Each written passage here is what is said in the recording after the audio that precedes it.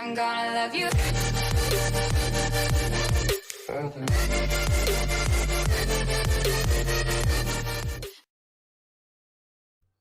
Hey, welcome back to Dan's Chess Lounge, everyone. Today I'm going to be covering the round 6 game of the Gibraltar Masters with Hikaru Nakamura versus the Englishman David Howell. It was a pretty good game. Nakamura surprised Howell out of the opening with a Scotch game, and both players was out of book very, very early in the game. Let's go ahead and take a look and see what transpired. Nakamura was white. He played e4. e5 was the response. Knight f3. Knight c6. And then here you go. You have the d4. You have the Scotch game right here. Now this game here was repopularized by Garry Kasparov when he came back out of retirement and was playing competitive chess again. So it was pretty. It kind of died a little bit, and it's popular again in tournament chess at the highest levels. You have e takes d, and then knight takes d. So white swaps off his d pawn for black's e pawn, basically, and vice versa for black. Now this move here, queen f6, made Nakamura think for a long time here, because queen f6 is not the main book line here. So Nakamura was thinking for quite some time on this move here. He played knight b3. Now you have queen g6. Both players are out of book already in this game here, so they're just making their own moves, which is great. Instead of just having a game that's totally, computer analysis, it's better when they can think on their own. Queen g6 here, it makes it a little difficult for white to develop. Like white can't just develop his bishop and castle kingside real fast because the g2 pawn will be undefended. So you have queen e2 here, knight f6, f3. So this is an indication clearly that white is going to castle queenside in this game. And then you have a5, which saying, hey, if you're going to castle queenside, I'm going to launch on the queenside with my pawns then. Bishop e3. d5 here, striking in the center. Knight c3. You have d takes e, and then castle. Now, at this point here, black played bishop e7. Let me just go back one move and show you here. If black would take right here, this would be a mistake, because look where black's king is at. It's in the middle of the board still.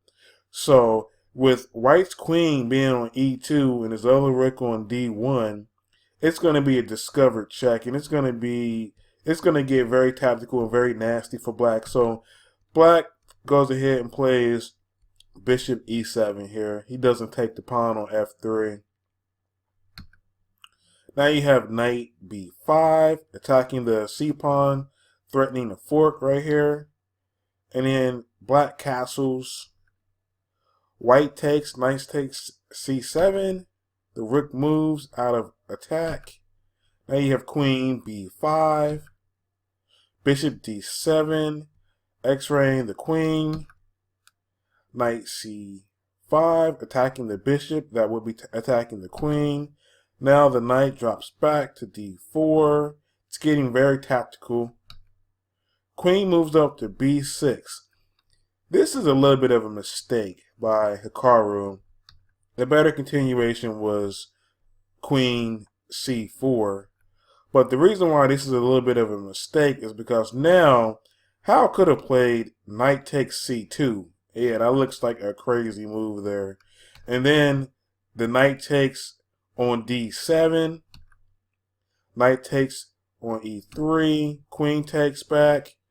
Knight takes, and now you have a threat of the bishop going to g5, pinning the queen to the king.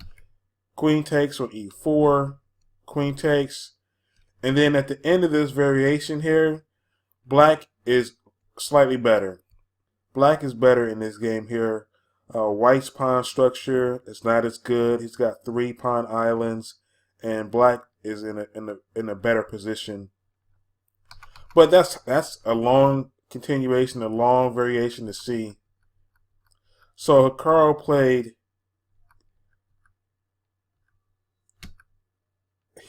the queen up to b6. Howell took on c5. Bishop takes c5. Hikaru takes back. Queen takes c5 here. And now you have knight e6. And then the knights are swapped off the board.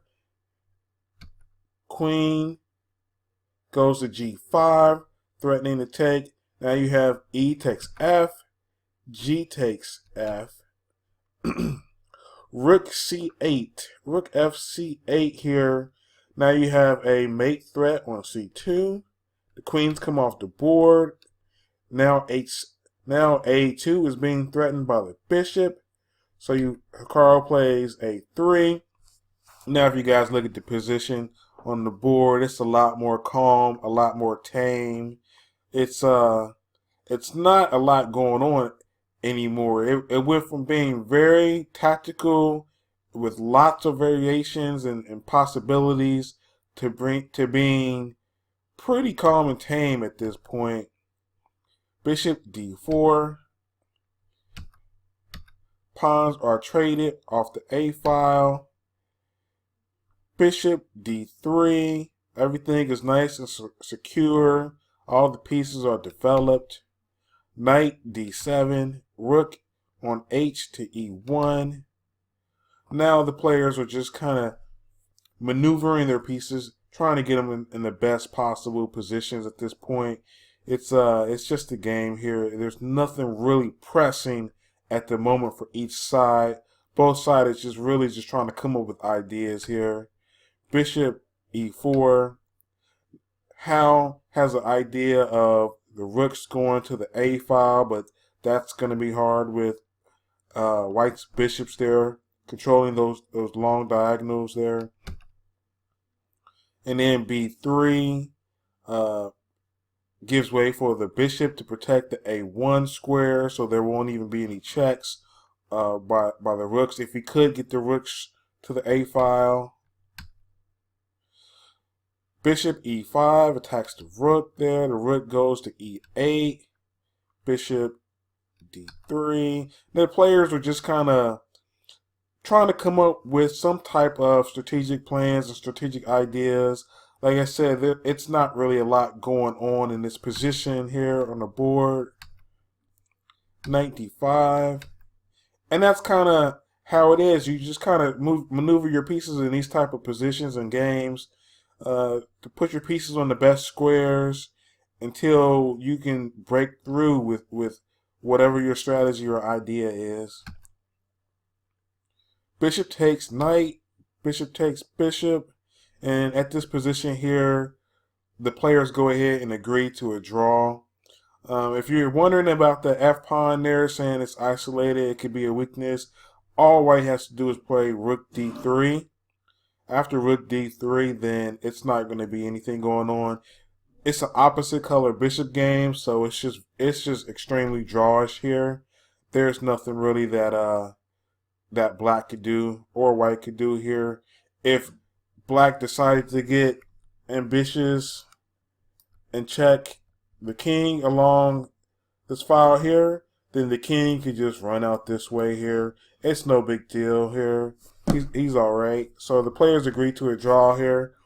There was a lot of draws. It was mostly draws by the top players today on the top boards. But Hikaru Nakamura is still leading the tournament at 5.5 points. There's a long list of players right behind him at 5 points. So it's still anybody's game here, anybody's tournament here. But Hikaru does have sole first place lead at the moment. Okay guys, I hope you enjoyed the video. Don't forget to like, comment, and subscribe. And see you guys in round 7.